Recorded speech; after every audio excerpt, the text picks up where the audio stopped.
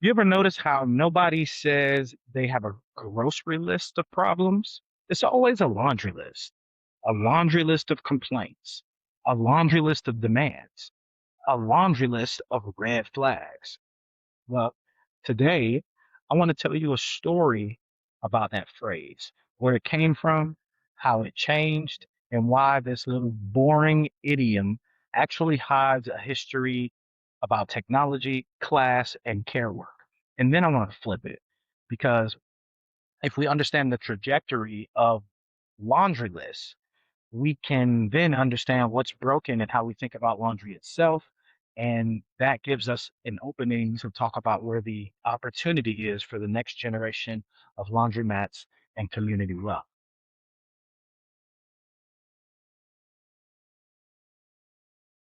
Okay, so let's start before the phrase even exists.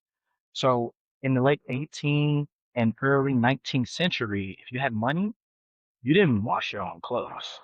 Someone did it for you, often women who were doing some of the hardest, wettest, coldest work in our economy. And back then, people talked about washing bills, which were these written statements of what had been washed and what it cost.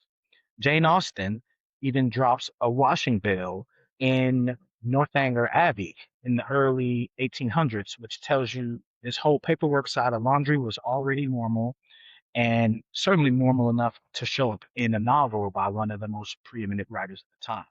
No fancy idiom yet, just the reality that laundry is labor and even the paperwork around the labor belong to somebody else.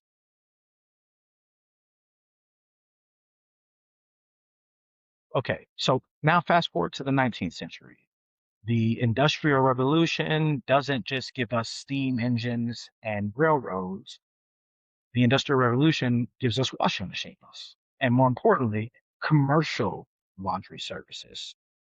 More than 2,000 US patents for washing machines get filed in that century, and a whole new business model is born.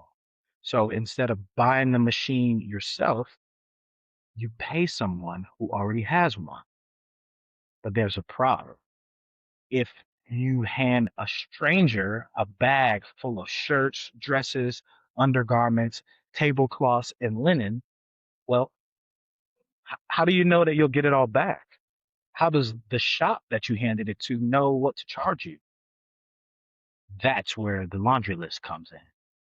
See, by the 1860s, stationers and laundry shops are using the printed form to list every imaginable garment: shirts, collars, cuffs, bloomers, tablecloths, with little blanks next to each line. And in this scenario, you or the clerk would mark down how many of each of these items you're sending. One of the earliest recorded uses in print shows up in about 1863. This is 2 years before the Emancipation Proclamation in an issue of the National Review. It was a travel piece that casually mentioned the toilet and the laundry list. That means that the phrase at this point in history is already ordinary enough that the author doesn't even have to give it context or explain it. So just think about that list for a second. A laundry list in this time, it's long, it is detailed, and it's not especially poetic. It's mainly a tool of accountability, right? So maybe this is my lawyer brain, but it's a quiet little contract between you and the laundry workers saying, here's what I gave you, and here's what you owe back. You can show an old laundry ticket from a hotel or a boarding house, since many survive in archives, like a Hotel Astor laundry list where each handkerchief costs 5 cents a piece to watch. And that visual rather, can help you really get a feel for the era.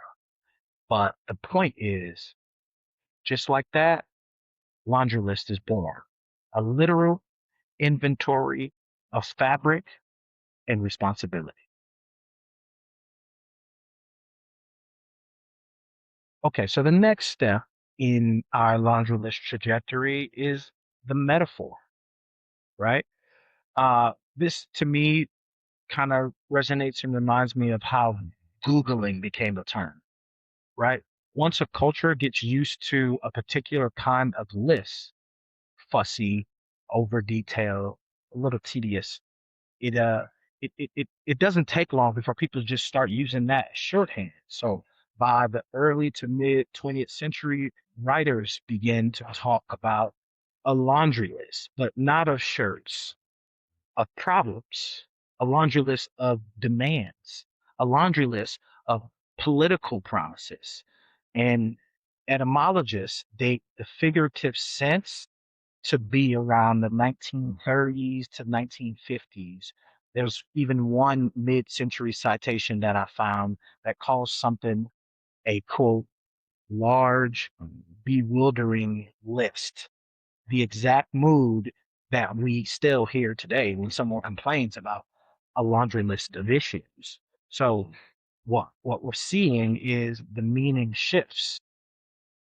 It moves from being a detailed record that helps you get your clothes back to this is an overwhelming, probably unfocused list of too many things. Same phrase, completely new and different energy. And notice, the metaphor keeps the class and labor story hidden. When we say a laundry list of complaints, we almost never picture the woman in the 1900s or in the 1890s picture that's sorting the collars from someone else's socks in a steaming back room. We just picture a lot of stuff, a lot of things. Laundry's labor disappears, but by abstraction, the boredom of the list remains.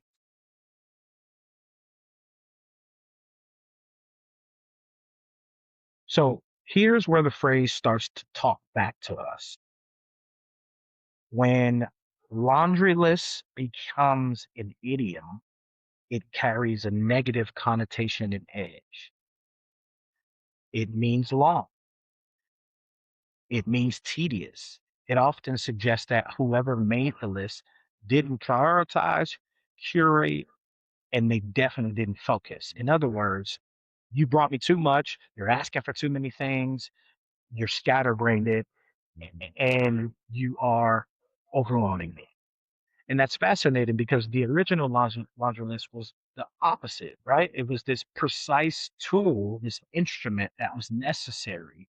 It was a way for working class women and small businesses to keep track of value and to protect themselves from loss. So the metaphor is doing a lot of work here in that it flips that precision into a complaint.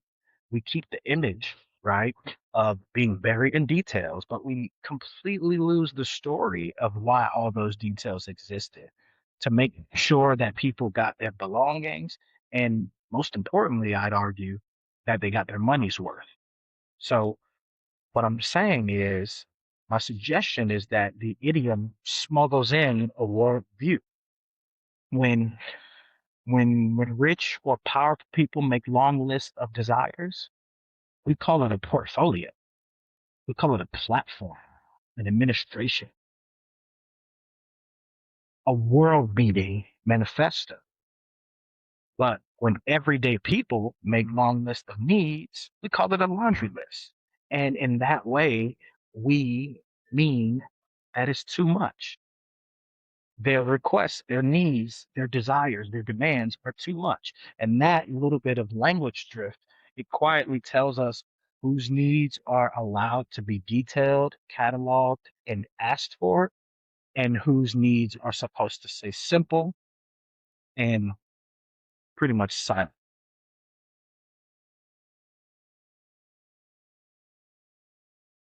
Now, at the same time that the phrase is going metaphorical, the physical changing yet again. Okay, so coin operated laundromats first appeared in the early 20th century and then they spread after World War II, especially in cities and in working class neighborhoods. And these businesses, they promise convenience and autonomy. I mean, think about how radical of an innovation in society this was. No more sending your clothes out and hoping that the list is accurate such that your customer experience is good. Now you can come in, you can drop quarters into a machine and you can control the wash yourself. The old paper and laundry list becomes less central for individuals, even though you still see it behind the scenes in full service cleaners. There's price lists and there's checklists of garment types. But for everyday people, the list is now in your head or in your laundry basket or in the cycle options that are already printed and listed on the machine. So we keep the phrase, but we lose the ritual, right? This is what I was saying when I was talking about Googling something. Now with artificial intelligence, we're seeing people go into a chat bot, but still say they're going to Google it. They're going to search it up.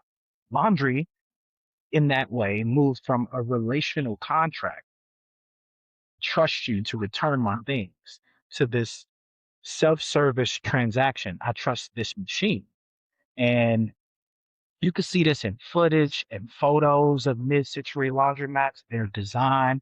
The whole role was being sort of a social hub, and people started to use them as kind of unofficial community centers, especially in Black and immigrant neighborhoods, even as the language around laundry lists drifted into this abstract business and political term.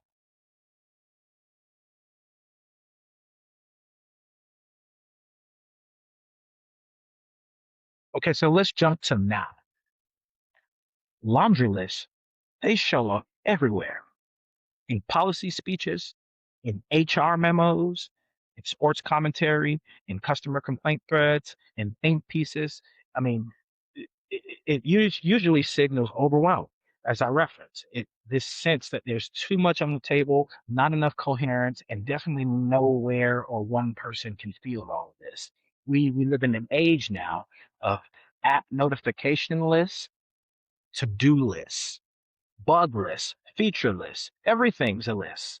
The promise of technology was that it would streamline and automate and prioritize. Instead, however, half the time we're drowning in these proverbial digital laundry lists. They're long, they're tedious enumerations of everything that needs our attention. The terms and services agreements, the software updates, I mean, you name it. Meanwhile, the real laundry, the kind with water and fabric and electricity, what I'm focused on is still a major line item in household budgets. It's a big source of energy and water use. And frankly, if you have a sizable family, it's a quiet stress for people who do not have in-home internet machines. We've upgraded the metaphor much faster than we've upgraded the material reality. And I'm sure you take a beat, you can think of so many other times that we've done that in society. It effectively is our habit. So here's where uh, the laundromat roll up thesis and narrative engine comes in. What if we took the phrase and took it back to its roots, but updated the politics? So think about it. Uh, just go on this brainstorming journey with me. Originally, a laundry list, it tracked value item by item. It created accountability between customer and shop, and it made sure that no one's belongings disappeared in a system that's growing. In a modern community-owned or community-centered laundromat, a laundry list could be more than a metaphor for tedium. It could be our ledger and a ledger of shared benefit. I think about like the great game of business in our employee ownership space, open book management. A lot of this is about having a transparent view of what's happening in the company for employees. But imagine if my laundromats had laundry lists that looked like this. X gallons of water have been saved this month through efficient machines and efficient use, or why kilowatt hours have been reduced through smarter cycles and off-peak time usage. Or perhaps Z families who now have reliable weekly access to clean clothes within walking distance. Dollars redirected back into the community through shared ownership, profit sharing, cooperative economics. It's still a list, right? But I'm upending the paradigm and flipping it. That it's not a complaint any longer. It's an accounting of wins. It's turning the old Victorian paperwork into a modern dashboard of community health. And in a world where we like to use data to drive decision making and making dashboards that show where we are in terms of performance and progress in order to monitor things, uh, uh, this seems like it could be socialized and received pretty well. You could literally put a chalkboard or a digital screen in a store.